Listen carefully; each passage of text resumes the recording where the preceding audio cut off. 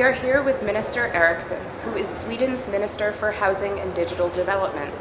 Minister Eriksson, I would like to know a little bit about what Sweden has done locally and at a national level for sustainable urban development.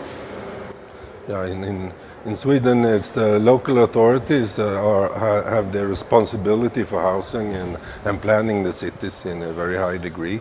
And many Swedish cities are in the forefront for working with sustainability, with sustainable transports, and also when we have in Sweden now a problem of lack of housing, especially in the bigger cities.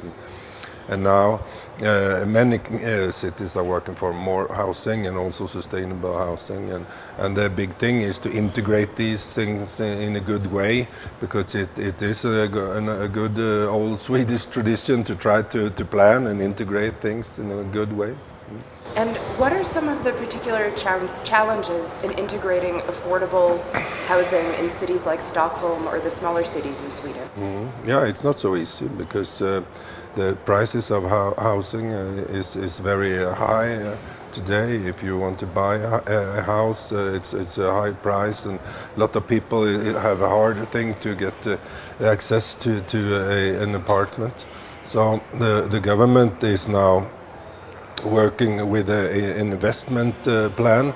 So the cities and the companies that build, they get a subsidy for every renting apartment that they build if they see that it will have a rent that is not above a certain level. And also we have some demands on energy, of course, also. We know that Sweden is a leader in many ways in sustainable urban development at a global level. What are some of the examples of how Sweden contributes? Yeah, I think on the energy side we have done quite a lot, and for example the result of the central heating system we have had in Sweden is very good. We almost don't use any fossils at all, and that is a result after a long investment plan in the Swedish cities for going to biofuels instead and sustainable biofuels. So I think that is one thing. And today when you see that wind and solar energy has gone down very much, I think it's important for the cities to see that a modern cheap energy is actually the renewable energy, and that is important to use, for example, the roofs and places, and also the walls in the buildings to get energy. And in many countries you need most energy when it's warmest, and when the sun is up, and then solar energy is very effective to cool the buildings. So that is, I think the energy thing is one thing, and the other is of course transports, and it's important with good transport to include the different parts of especially the poorer parts of the cities, and also in Sweden we have a high priority for gender and women empowerment. And when you plan cities, you must look at planning for women and young girls, and their priority and their interest is often much more on public transports than in private cars. So I think one good way to think when you're planning an integrated and future-oriented city, you should plan for young girls instead of middle-aged men like me. And I know that Sweden is also a leader in innovation. What are some of the ways in which Sweden is engaging in some of the smart city technologies that we see rising that have the potential to have a positive impact in the implementation of the new urban agenda? Yes, one of our focus things when we have had the negotiations to get the new urban agenda was smart cities, and I think we got a good result there.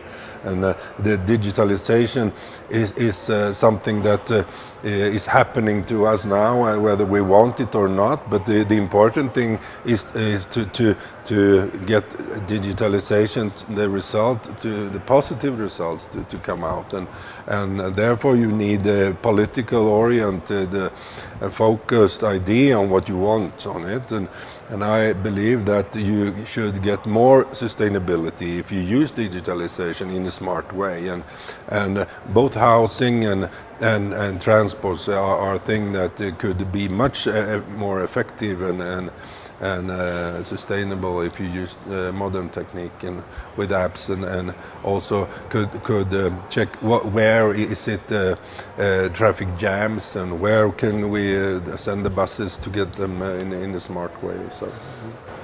Can you give me a couple examples of smart city initiatives that are rolling out now in Sweden? Well, it's very much the local authorities and the cities in Sweden that is in charge of these questions. But of course, it's a lot on transport to get the sustainable transports, and also now when we are building a lot, we are building new parts of cities, and building more higher density in some parts of the cities also. Then we have to use the modern techniques with the new transports, and that is what many cities are doing. And what are some of the things Sweden can offer globally to the implementation of the new urban agenda?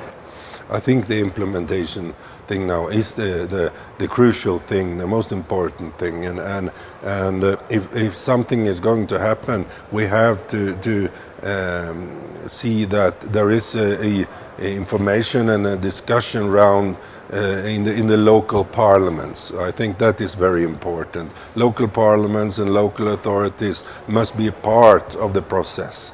And when I come home to Sweden again, I will see that there is a government direction for this, so that we support a process of implementation where all the Swedish cities are included.